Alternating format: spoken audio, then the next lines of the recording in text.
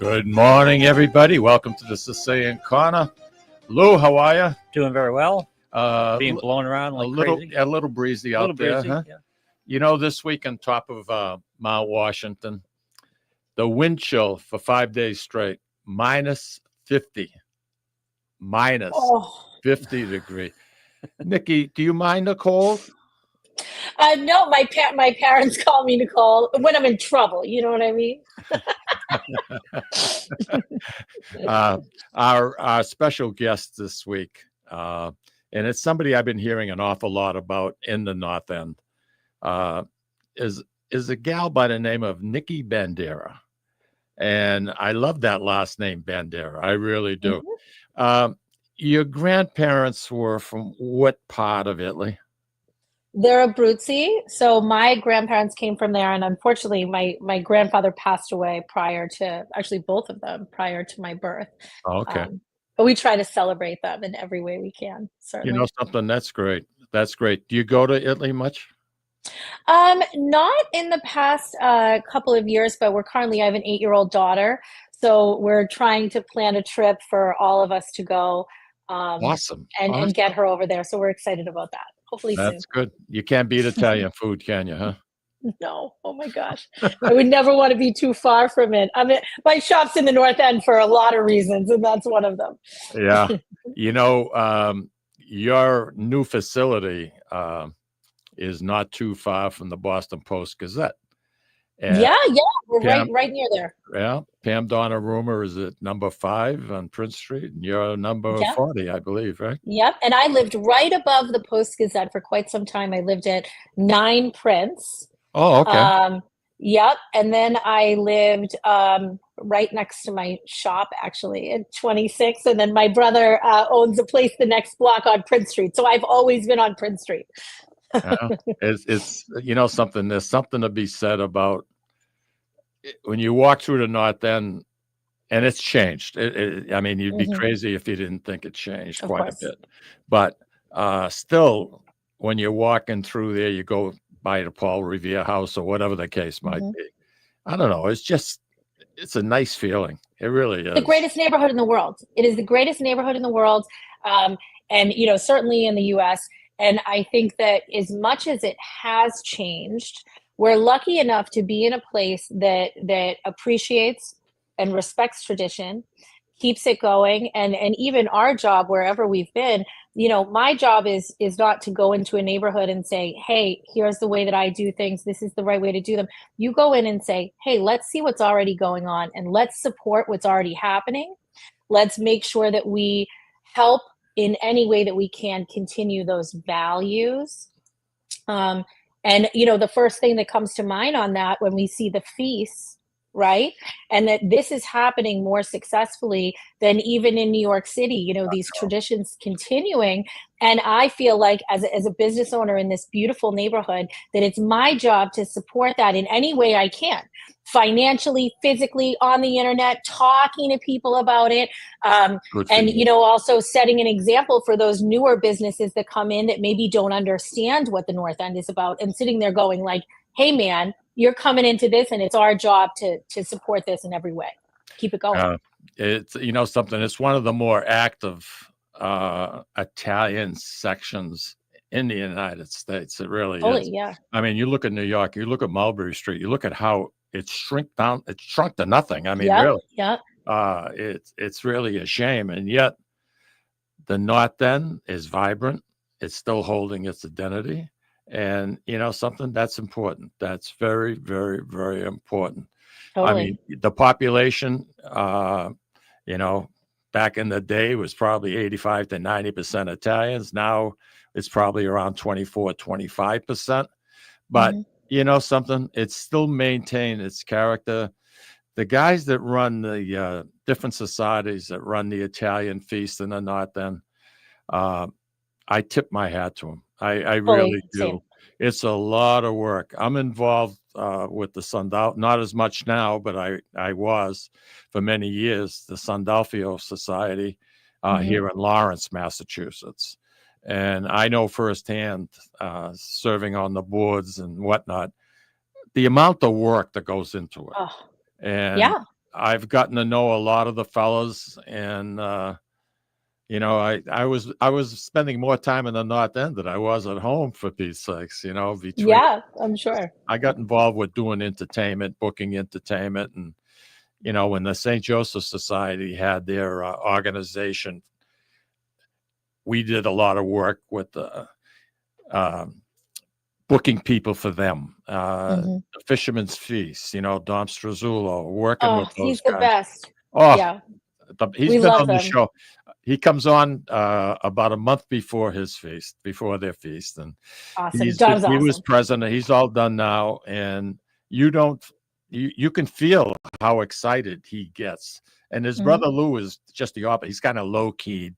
He's just kind of meander. He just, even Stephen, you tell him what you want done, he's going to do it. But what a nice family. What a nice family.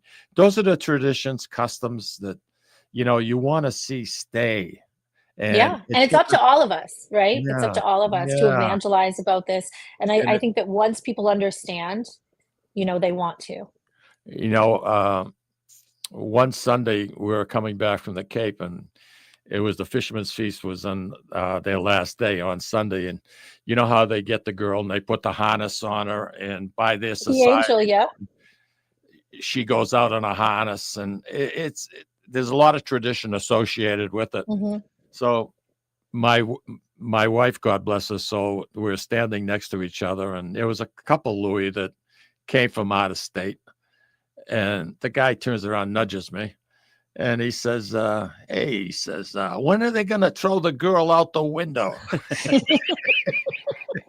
The way he said it in the accent, it was a freaking hoot. It was a hoot. But that's quite an honor for young girls to be chosen. It is. And they want to be, and a lot of these families that are within these societies, it's like, their sisters did it, the cousins did it. It's something that, it's also not a small amount of work. And that's what kind of makes it so beautiful. These little girls are learning all of these beautiful prayers in Italian, all of this tradition that's happened for 150 years.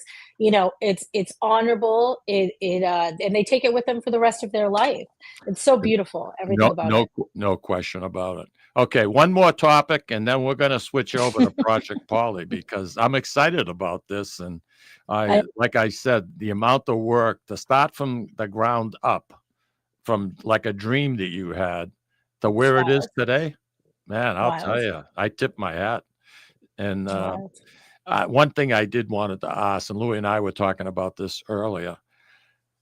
What do you think of eating outside in the North End? Oh, Christ. Oh, what, the outdoor dining? Yeah. Oh, my God. I think it's horrific. I think that, what a sin to have, everywhere else in the city that certainly doesn't have the infrastructure as well. To not be able to offer this to these restaurateurs, I think it's horrible. A couple years ago, they did this beautiful thing where they made Hanover Street one way, right? Yep. And there's things that we can do. And unfortunately, you have these wealthy people that live in the North End that are not from there, that want to be able to park and get around. And the truth is that the reason that you love it there, the reason that the shops do well, that everyone does well, is because of these amazing restaurateurs, right? Because these beautiful restaurants that people come there for. And so how on earth can you put a chain on their leg? Like, who wants to be in a basement? These restaurants are small. It's a beautiful day. People should be able to sit outside. I think it's horrible. I think that being said, there's no infrastructure. there's pluses and minuses. I mean, the way I look at it, to sit outside on Hanover Street with a truck idling right alongside of me, it bothers me a little bit. It's not what I call a dining experience. Yeah. Okay. Yeah. But something, if other parts of the city have it available, I think that the mayor should make it available to everybody in every district in Boston. But certainly there's no infrastructure. The streets were not made for any of this. I'm somebody that when we came in and we opened our shop, I sat there and said, we have to talk to ADA. Like, there's, how are people that are in a wheelchair or anything like that able to get into our shop? Good for you. Good for Yeah. you. Yeah. And these are conversations that we've certainly been having always. That being said, they go, it's the North End. There are no rules like these, because these cities, or specifically this neighborhood, there has not been a lot of change. The sidewalks were not made to be able, they just weren't. You can't even have two people go in the opposite way. I know. And it's so unfortunate, that it is that way. It stinks. I wish that I had an answer. I wish that the whole streets could be closed all summer and they do like open Newbury and it's, just Hanover that's closed or whatever they're going to do. Right. Something, make it a pedestrian walkway. See, I could buy into that. I could very easily buy into that. I just have a hard time the way it's set up. To me, it's not an enjoyable experience. Totally. And they did do it. I think the first year of COVID, I think they shut down all of Hanover. And I got to tell you, they shut down all of Newbury Street basically all summer long, all weekend. The whole street is shut down, and they have all of this beautiful dining. And the people love it. They're walking in the middle. Businesses out there, yeah, especially with the feast. It's like they should do that, and everyone would want that. But the I forget what they're called. There is another group. It's not the restaurant, it's not the Chamber of Commerce. There's another group, the Waterfront group, that they don't want to shut down Hanover Street. So it's kind of this constant thing. Something, everybody has an opinion. Everybody has a point of view. You got a couple of people that are saying good morning to you, Nicky. Nancy Patera DeMarco is saying hello. Oh, hi, Nancy. Oh, she's a piece. She's one of our oldest listeners, and we've been on the air we're starting our 25th. Wow. 25 years. Wow, unreal. Congratulations. That's crazy. What a feat. Who can say that? Roger Trudell. The Simpsons, that's it. And a frigid good morning to everyone. Roger loves to plant things. On a cold days like we've been having, he takes out his seed catalogs. He's paging through them, and it warms him up. He has a cup of tea, maybe something stronger, but he has that anyway. And he's going through the catalog, figuring out what he's going to plant. The bulbs. You need a tomato supplier, Nicky? I'm open. I'm ready. Yeah, I guess the heck you are. All right. Let's go back to COVID days. All right. 2020. It's just about closed down the economy in the United States. Seriously. Only. People are out of work. It was not a good time in the United States at that point. And this is somewhat appropriate, Lou, because I don't know if you're aware of this, but January is Poverty Awareness Month. Mm-hmm. And to have Nicky on, and that's one of the reasons why I wanted her to be with us today, because she really does an awful lot to help people that need help for whatever reason. It could be because somebody's got a bad illness in the family or whatever the case may be. And why don't you tell the beginning of Project Paulie and how it got started and what was going through that little head of yours? Oh, I would love to. So prior to COVID, I had always been in the spirits industry, primarily like launching brands. So at that time, I was launching a spirits brand all over the country. And, like so many people, you basically see that your job is kind of gone. So immediately that first week, kind of seeing all these changes, realizing the severity, I myself was pretty afraid for myself, for my young daughter, for my family. And I think as a distraction to myself, I had this idea, that we were going to feed 20 families. Pretty soon in, we had seen that there was setting up, soup kitchens, things like that. And people were able to kind of like go to that place and access that food. But one of the things that we noticed is that for a majority of, let's say, like restaurant workers people that were not going to be eligible to receive any sort of funding. Right. We didn't know what this COVID was. And you're asking people that probably don't have vehicles that utilize public transportation to kind of leave their homes and put themselves in a vulnerable position potentially.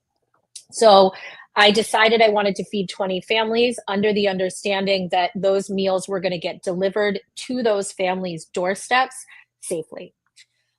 So we had made this video that was I said to my friend, I said, just make it, super Italian. Like, let's let people know that, like, I'm going to be cooking for them. I'm going to be making sauce for them. And we made this video that was Paulie from Goodfellas slicing the garlic with a razor, and I called it Project Paulie as a joke. You're talking about the Goodfellas? Yeah. Paulie Savino. Paul Yeah, Savino. Yeah. What an actor Lou he was. I mean, I love the guy. I know he's passed now, but I know they all passed. Yeah. All my Paulies passed. He was on Law and Order for a couple of years. Right. Yeah. And I loved his role. He played a sergeant, but he did it. It was like natural. He didn't even have to try. It was just the way he was. And I love that in an actor when they don't have to get out of character. Totally. Just the way he was, and he just demands attention and just strength, and so great. Well, first of all, I think the first thing about, and I saw that segment in Goodfellas, was he's in prison, and I believe he was a capo for one of the families, and the Lucchese family, and there he is with a razor in prison slicing garlic. What the? What's he gonna make? Sauce next? There you go. There you go. But that's a nice role. So that's where Paulie. So we called it Project Paulie as a joke. Yeah, we totally called it Project Paulie as a joke. And again, my intention was only to feed 20 families. So we posted this video, and immediately the responses were crazy. And so then it turned into this other thing where, and we still go by this, it's like, I'm not going to say no to anyone that's sitting there saying that they need a meal. And so every morning for 150 days, we started making the sauce at 5 o'clock in the morning. We put out 100 to 150 meals. All of the bags were all color coded.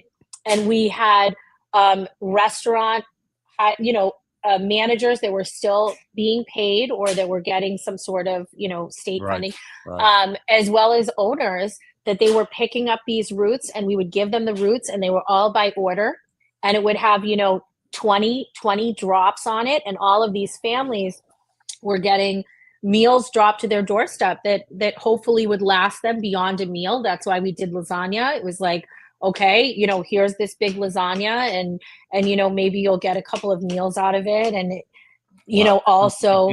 That was the beginning. Yeah, that was the beginning. And, for me, the way that I grew up, it's like the smell of sauce, what means home to me, what means family to me, what means comfort to me in a time that people were uncomfortable, and I can't change it. I can't, heal the world here, but here's something that I can do. I can provide a meal, and hopefully that's one less thing to worry about, and warms you up a bit, Nikki, we're gonna come back to this subject because I find it very interesting. But if I don't take a break pretty soon, Louis is gonna come right through the glass, and he's gonna grab me by the throat. So something, Lou? What? Then we'll all be slicing garlic in prison. There you go. Why don't you take us out, Lou? We'll be right back. Nikki, stay with us. Yep.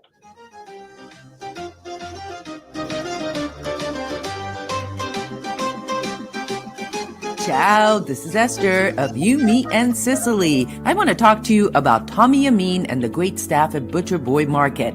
Families, foodies, and home chefs come together at Butcher Boy to talk good food and create traditions. They offer the best in quality cuts of beef, pork, lamb, poultry, and restaurant-style steaks and chops. Produce? All of their produce is hand-selected to complement any meal or even to make it your main course. Their deli serves fresh roast beef, turkey, and beautiful imported Italian cold cuts, cheeses, and antipasto. And don't forget the Butcher Boy Bakery, featuring sweet delectables from all over the state, as well as their very own bakery. That's Butcher Boy, where the secret to a great steak is, of course, the steak. Located at 1077 Osgood Street in North Andover, Massachusetts, in the Butcher Boy Plaza. Ciao. This is Tom Zappala. Located in the heart of downtown Haverhill, the Haverhill Beef Company is a full-service, old-fashioned butcher shop and meat market that continues to be a valued family tradition since 1952. Peter and Monica Carboni's Haverhill Beef offers individualized service from an outstanding selection of marinated sirloin tips, homemade sausage, marinated chicken, and thick, juicy Chairman Reserve steaks. Your family deserves the best, so call Peter at 978-374-4795 or visit their website at www.haverhillbeef.com. When you dine at Ristorante Melisse in Amesbury, Massachusetts, you feel at home while enjoying an authentic Italian dining experience not to be forgotten. From the appetizer to dessert, you won't regret your choice. Bring your cravings and appetites. They promise you won't leave hungry or without leftovers for the next day. Takeout and catering are also available. Give them a call or visit them online for the menu, online ordering, and reservations. RistoranteMelisse.com. That's RistoranteMolise.com or call 978-388-4844. Ristorante Melisse, where you're treated like family. Legacy Care Law Firm provides estate planning and elder law services to people in the greater Merrimack Valley and southern New Hampshire areas with offices in North Andover and Woburn, Massachusetts, as well as Nashua and Salem, New Hampshire. Discussing family and financial matters with an attorney can be intimidating, but our goal is to help you prepare for the future as you preserve your legacy. We help clients qualify for government medical benefits and ensure their estates are preserved for their families so they don't need to worry about their estate being wiped out by high nursing home expenses. Legacy Care Law Firm attorneys are here to support your journey toward a more secure financial future. At Catadella Funeral Home, we reinvest in our business to provide your family with the best facilities. It begins with a beautifully landscaped exterior, parking for 250 vehicles, and a comfortable and inviting access to our renovated interior. Funerals can be costly, so you should review and compare plans to make sure you receive services that are fairly priced. I invite you to experience the Catadella difference in cost, facility, and service. Catadella's honoring and celebrating the lives of the people we loved, providing exceptional care since 1929. Italian artisan cuisine combines simple, fresh ingredients with time-honored preparation to create an incredible culinary experience. At Tuscan Kitchen, located in Salem's historic Depot District, talented chefs prepare everything in-house from scratch for all to see. Guests enjoy their meal literally in our kitchen as food is prepared right in front of you. Wood ovens burn from morning till night, roasting vegetables, baking bread, and firing delightful thin-crust pizzas. Prime steaks are seared on a wood grill. A rotisserie slowly roasts marinated whole chickens and lamb, while a pasta maker creates fresh fettuccine. More than just artisan cuisine, Tuscan Kitchen features the wine bar, live entertainment, weekly wine tastings, and elegant private dining and event space. Call 603-952-4875 or visit TuscanKitchen.com to make a reservation and learn more about the culinary adventure that awaits. In Italy, cooking is an art form. Tuscan Kitchen. Experience artisan Italian. Orthopedics Northeast and Essex Orthopedics have joined forces as Mobility Bone and Joint Institute to bring improved access and outstanding medical care. While our name has changed, our dedication to exceptional care remains the same as it has for the past 30 years. Same location, 16 Pelham Road, Salem, New Hampshire. This is Cindy and Mike Kunstler, owners and operators of Four Oaks Country Club and Grazie Italian Restaurant in Drake, Massachusetts. Grazie Italian Restaurant is the hidden gem of the Merrimack Valley. Why is that? We have an incredible chef, Oscar Figueroa. In the words of local famous chef and restaurant owner Lydia Shire, Oscar thrives on hard work. He is capable and gifted. No one makes better food. Scallops, seared to perfection. House-made ravioli with farm-fresh local corn. And buttery, tender, lazy man's lobster, just to name a few. You have to come experience Grazie Italian Restaurant for yourself.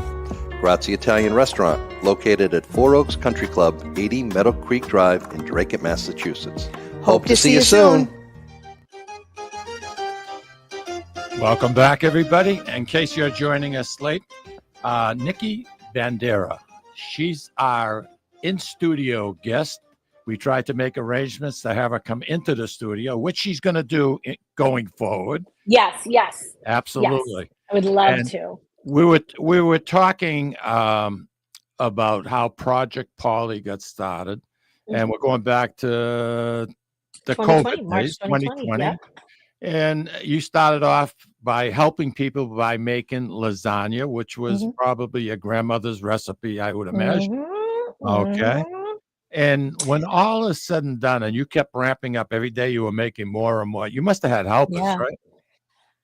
We definitely had people that were picking up those routes and driving them, but it was myself and my husband that were making this food every day, because if we remember, like, you couldn't really be around people. We didn't really know what the heck was going on. So the only thing I knew for sure is that what I was going to do, I was going to make the same food in the same way that I make for my own family.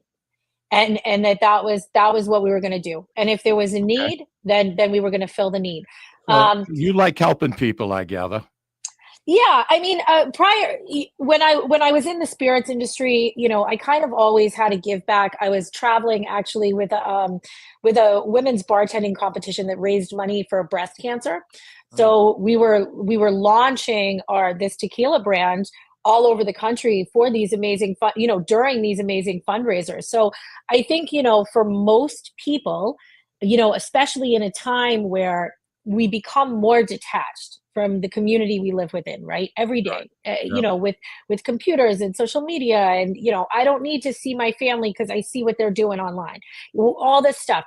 It was really important to kind of like connect in a way that I felt like I was capable of, and also show people that they could.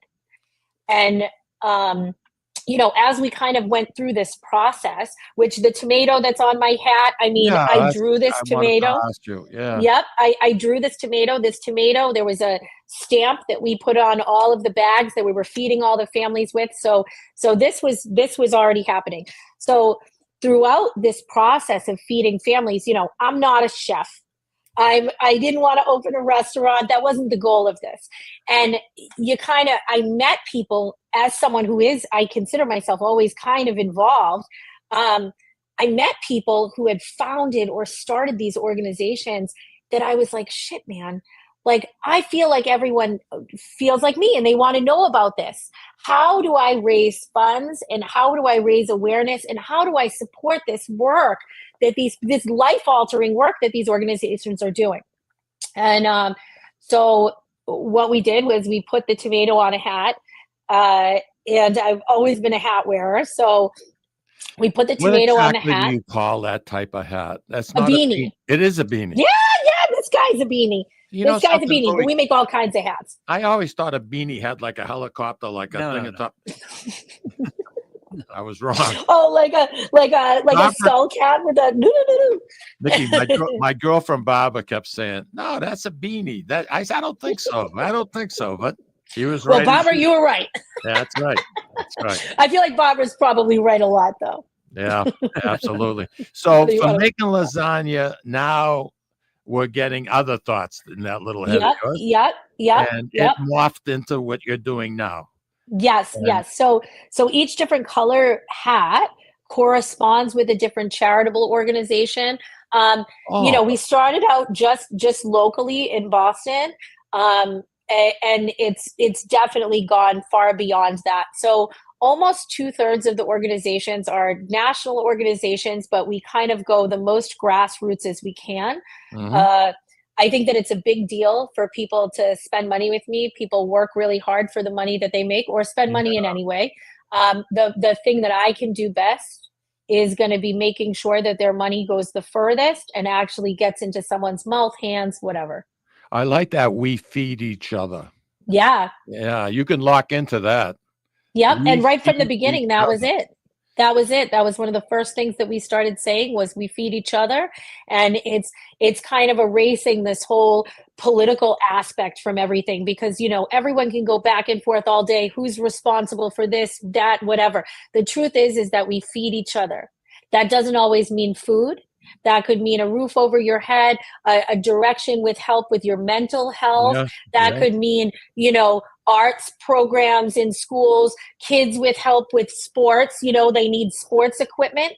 Feeding each other is not just about food, but we feed each other, right? In ways we can. On your website, I was reading about there was a mom whose child was very sick, and she had to go to the hospital and be there quite a bit.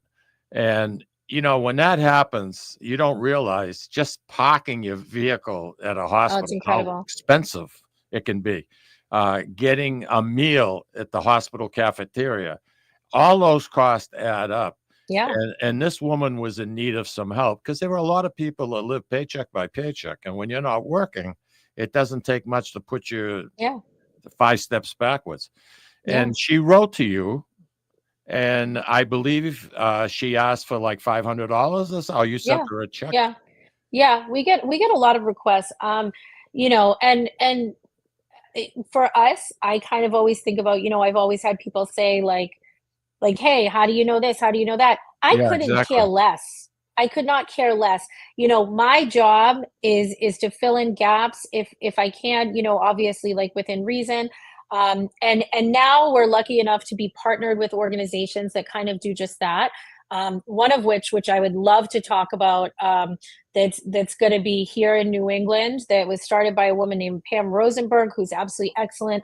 Her organization is called the 1 by 1 Project. And what they do at 1 by 1, because if, once you kind of start getting into this world of charities, you realize that if someone, let's say, goes, they go to the Boys and Girls Club or something like that, but your lights get shut off. Or if you're a single mom and you're on welfare and, your car breaks down and you have to get your kids to school, how are we assessing that issue, right? And so what 1 by 1 Project does is they fill in the gaps where no one else can. So in under 24 hours from getting that request, they're going to pay the bill to turn the lights back on. They're going to pay the bill to get your car fixed. No questions asked.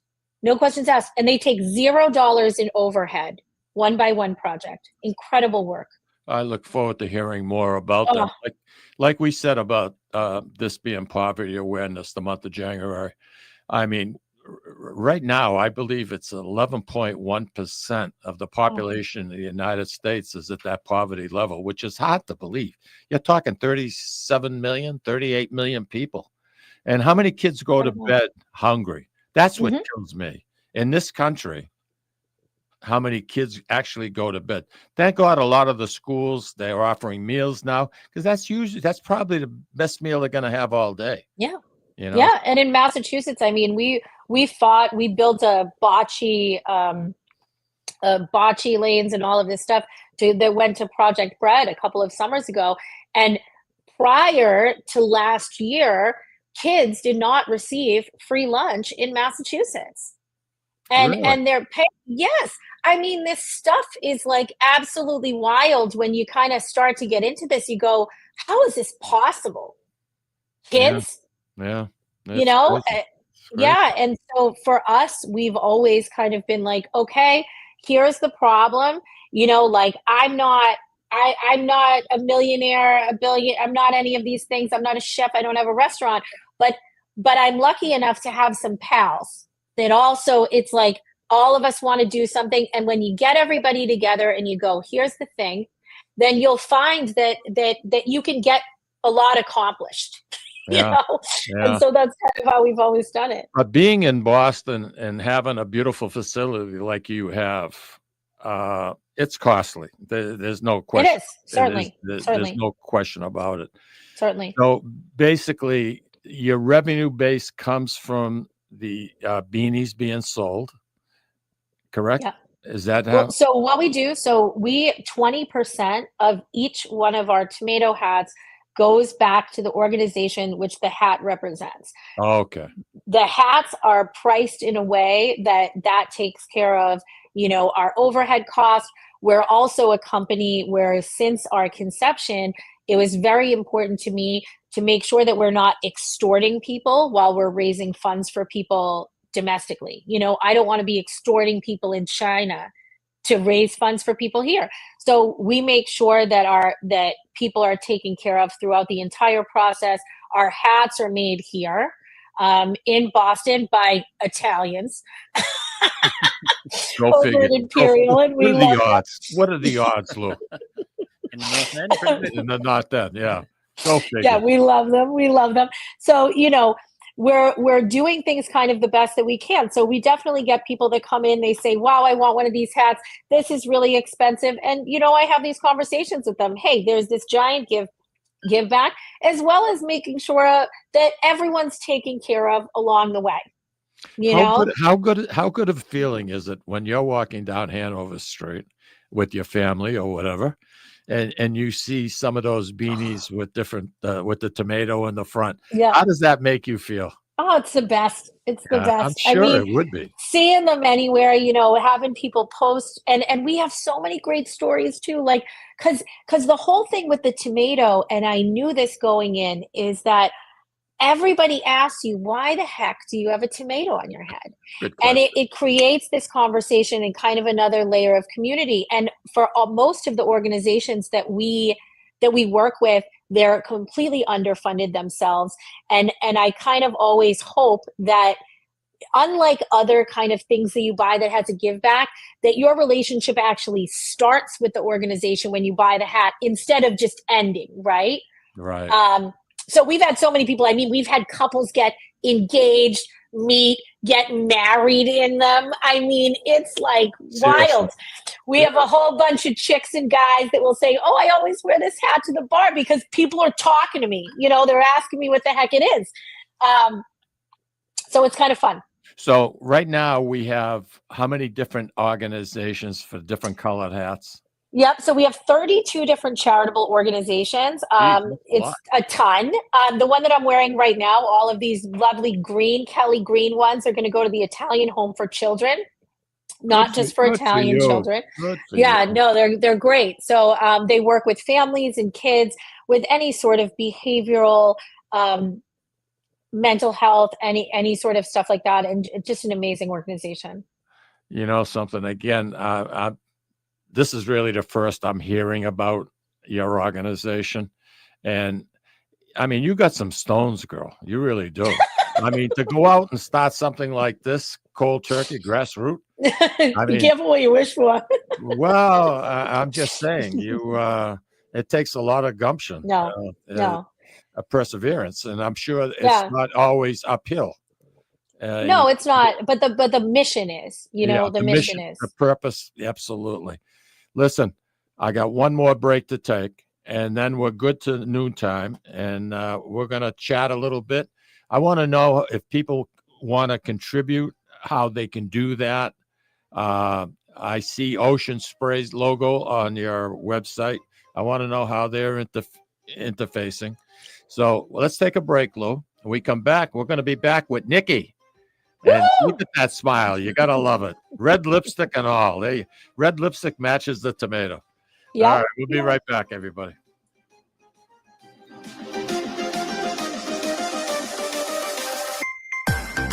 Ciao, this is Esther of You, Me, and Sicily. I want to talk to you about Tommy Amin and the great staff at Butcher Boy Market. Families, foodies, and home chefs come together at Butcher Boy to talk good food and create traditions. They offer the best in quality cuts of beef, pork, lamb, poultry, and restaurant-style steaks and chops. Produce? All of their produce is hand-selected to complement any meal or even to make it your main course. Their deli serves fresh roast beef, turkey, and beautiful imported Italian cold cuts, cheeses, and antipasto. And don't forget the Butcher Boy Bakery, featuring sweet delectables from all over the state, as well as their very own bakery. That's Butcher Boy, where the secret to a great steak is, of course, the steak. Located at 1077 Osgood Street in North Andover, Massachusetts, in the Butcher Boy Plaza. Ciao! This is Tom Zappala. Located in the heart of downtown Haverhill, the Haverhill Beef Company is a full-service, old-fashioned butcher shop and meat market that continues to be a valued family tradition since 1952.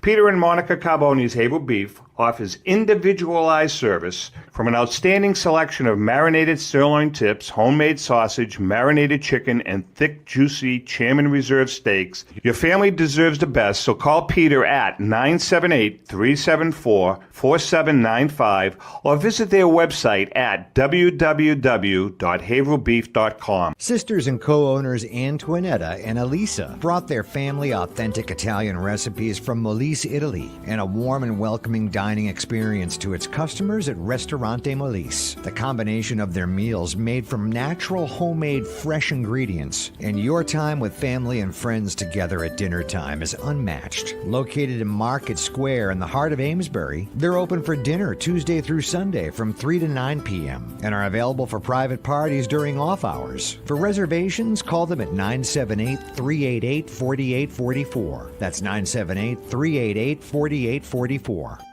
Legacy Care Law Firm provides estate planning and elder law services to people in the greater Merrimack Valley and southern New Hampshire areas, with offices in North Andover and Woburn, Massachusetts, as well as Nashua and Salem, New Hampshire. Discussing family and financial matters with an attorney can be intimidating, but our goal is to help you prepare for the future as you preserve your legacy. We help clients qualify for government medical benefits and ensure their estates are preserved for their families so they don't need to worry about their estate being wiped out by high nursing home expenses. Legacy Care Law Firm attorneys are here to support your journey toward a more secure financial future.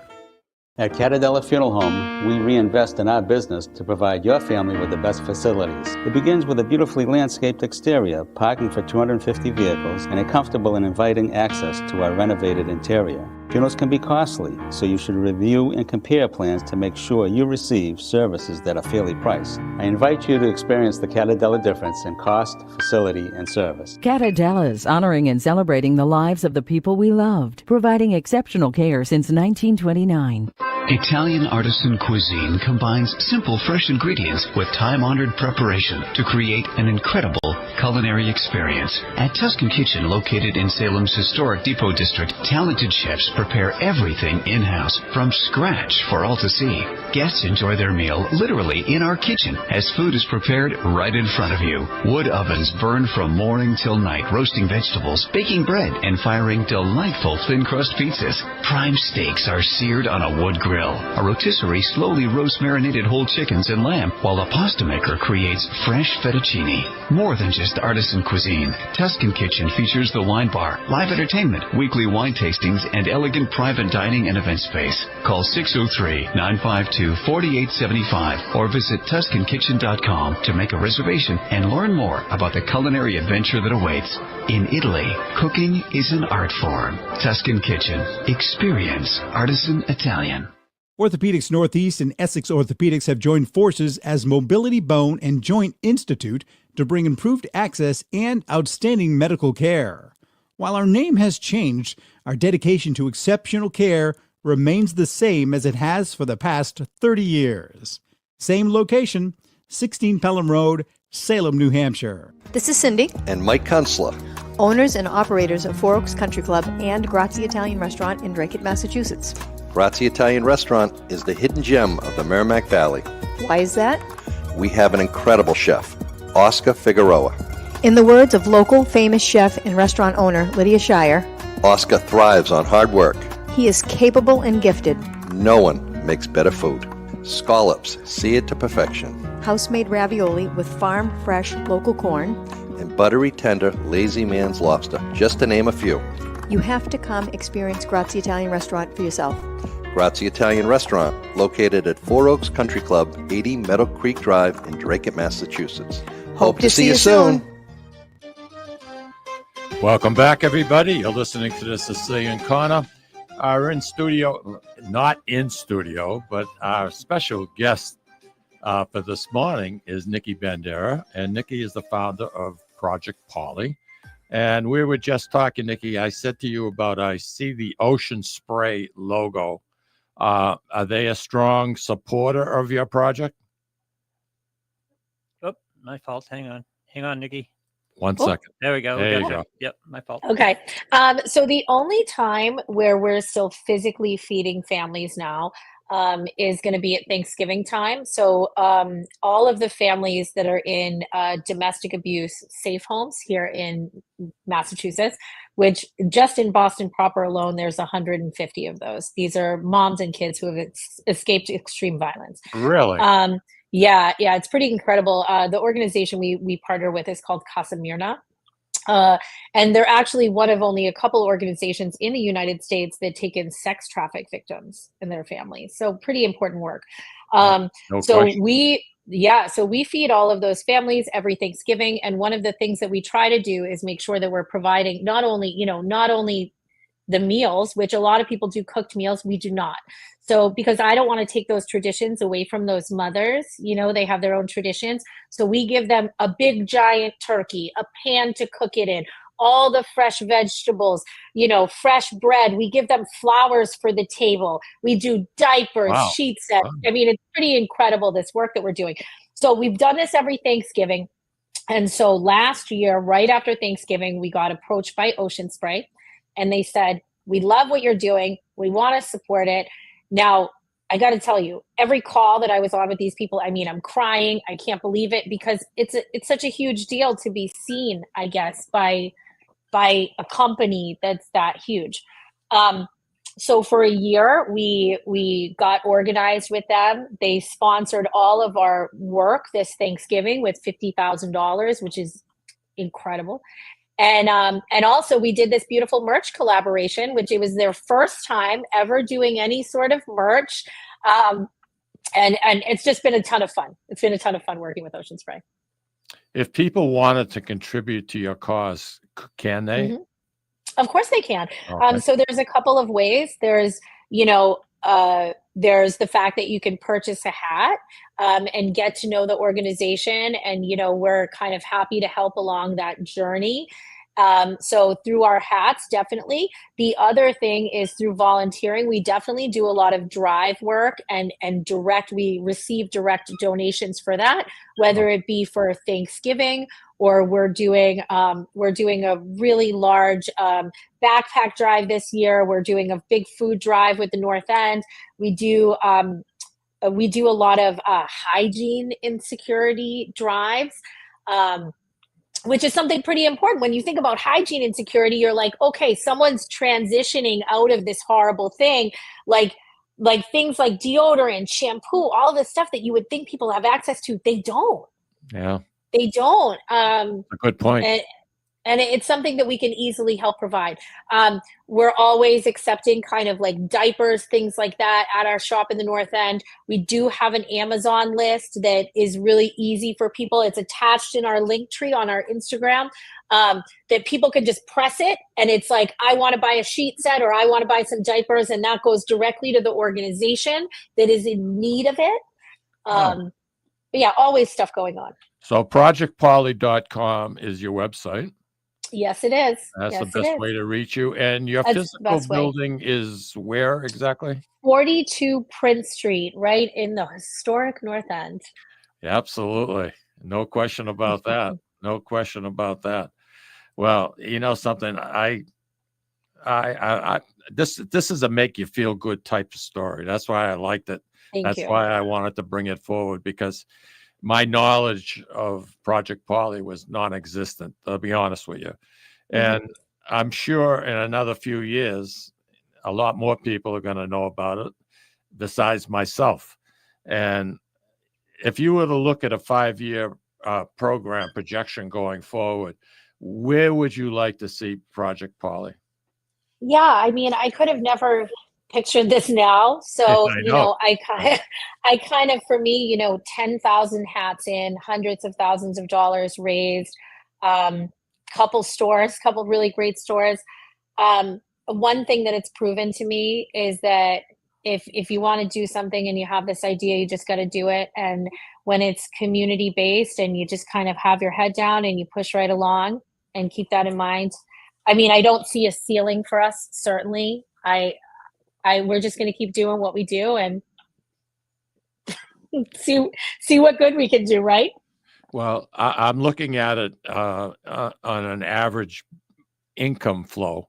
I'm sure the beanies sell very well in the cold weather, but in Yeah. July and August, what transpires? So we have, oh my gosh, we have so many hats.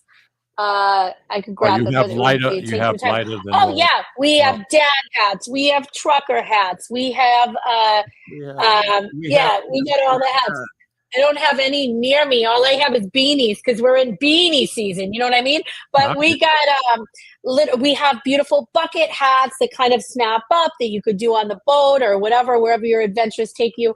We do tons of merch, tons of collaborations, sweatshirts, anything you Okay, can so imagine. there's a whole line of merchandise, not just the beanies. Okay. Certainly. That And we answers also do a ton of artist collaborations. We're working with an amazing Italian-American artist named Adrian, who's in New Jersey, actually. She's so incredible. So we do a ton of fun stuff with her. She made these like beautiful, look at these Valentines. Your palm adorable. Our love is no baloney. Yeah. Yeah, she's a really beautiful artist. So we also do these artist partnerships that I kind of consider in the same as our charitable partnerships. They're amazing, primarily Italian-American artists who we want people to know about her. You know, we want people to see her artwork. I mean, we work with another Italian artist who's from the North End. She actually did Paul Sorvino, you know, the whole thing. She does all the Sopranos guys, and we sell a ton of prints. Yep. Oh, there's Carmela there. Yep. And she did that beautiful 7 Fishes holiday towel for us. Yeah, I saw that. Yeah. Yep. Her name is Clementine, and she's really awesome. You know, mom of 3 kids and just a beautiful artist. Grew up in the North End. So, you know, the smiley face. Yep.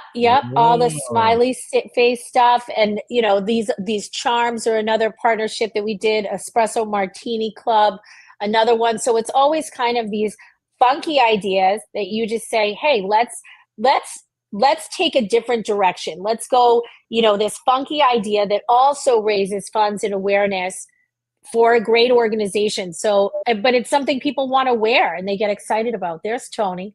No question.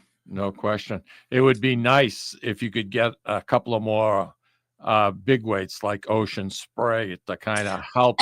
We have some things in the works. I'm sure that's the direction you're going in. Yeah. We have lots in the works. I mean, this month kind of reassessing. We have an amazing sauce and pasta brand that is definitely a household name. I was just going to ask you, how come you don't bottle your own? That's amazing. I swear to God, during commercial break, I wrote it right down on my paper. Yep. So we have Paulie's tomato sauce. There's definitely going to be something big. And then we also are doing, for anyone, you know, I don't know what the laws are in New Hampshire, but we're going to be doing a pretty amazing cannabis thing, which is pretty exciting. You got Louis' attention. No. Listen, so we're going to be Bill Farrow. We got a distributor. We might be able to.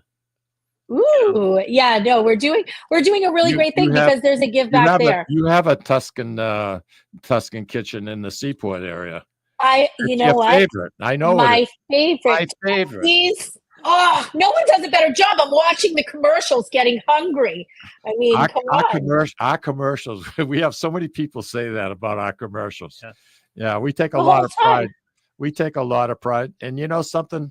4 of those sponsors have been with us the whole 25 years. That's unheard of on radio. Trust me. Unheard of. But Joe and the Tuscan family would definitely be interested. I love them so much. So that was the place. So I had a shop in the Seaport that was supposed to be 3 months, and we ended up there over a year. And what a blast. I loved the community down there. What I loved as much as the community is being able to go to Tuscan Kitchen as much as we did. The staff, the food. I mean, have you ever seen anybody do it that well at that level? Well, come on. Joe is a young man, very enterprising, does an awful lot of good in the Merrimack Valley area here where we're located. Mm-hmm. And you know something, he's as humble can be. You can tell, yeah. He's a gentleman, the whole family. I know his mom and dad very well. And you know something, I tip my hat to him because he got nothing for nothing and he worked for everything. And what he's developed in our area and what he does to the community is incredible. It's incredible. Oh, it's beautiful to hear. It's beautiful to Yeah, hear. And you know what? The staff in there, every time I've ever gone in, has like you can tell that they love to work there and that they're being treated well. I mean, I can't say enough good. That's important. Well, all I know is where you've come in the last 4.5 years. Like I said, it's wild. It's wild. It's a crazy ride. And you're loving every second of it. I can tell by looking every at second of it. Yeah. And having my daughter there with me, you know, throughout this, and my husband, but especially for her being little, having, you know, a give back, be a part of her natural life, and not just this thing that we're doing on Thanksgiving, but knowing that it's our job if people need us, you know, and we're able, that this is just what we do, has been the best part of it. There's a lesson here, isn't there? Big time lesson here in following the call, right? It's like this wasn't part of your plan. This was just you just kept following the path. No, you just listen. If you listen, and I'm supposed to be exactly where I am, doing the exact work that I am doing, most certainly. And that's the way you feel. That's wonderful. Fully. Many this is what I'll do for the rest of my life. Yeah. Not many people that are working can say that. No, and I couldn't. Because of a paycheck and the conversation. And I'm not here for the paycheck. And I'm looking at you and the way you've been smiling through this whole interview. I know this means a great deal to you. You have a lot of passion for this project. No, it's my whole life. And when they talk about work-life balance and all of these things, I don't have that. You know, there's a thread through all of it, and it comes from the same part in me, you know. And I want the same for my daughter. I certainly love what we're doing. I love how excited other people get, and that it makes them feel, you know, everyone always kind of said to me, like, hey, like anyone can do what you're doing. And the truth is, I hope they do. I hope they do. You know, it's like, make a hat, do the thing, because it's really about helping people. Well, that's evident. That's evident. I can't wait to see the Project Paulie sauce come out. I really can't. We'll be sending you some. Let me ask you this. Do you call it sauce or gravy? We do call it sauce. Yeah, everybody should call it sauce. Oh, you know, except for those people in New York and New Jersey. I mean, they drive me bananas. You know who else might be involved in that? Marianne Esposito. You know who Marianne Esposito is from Ciao Italia? I don't. It's a PBS show for a long time. 31 years. It's the longest cooking show on TV. She's a very good friend of ours. She's here on the Sicilian corner quite a bit too. But listen, I'm out of time, girl.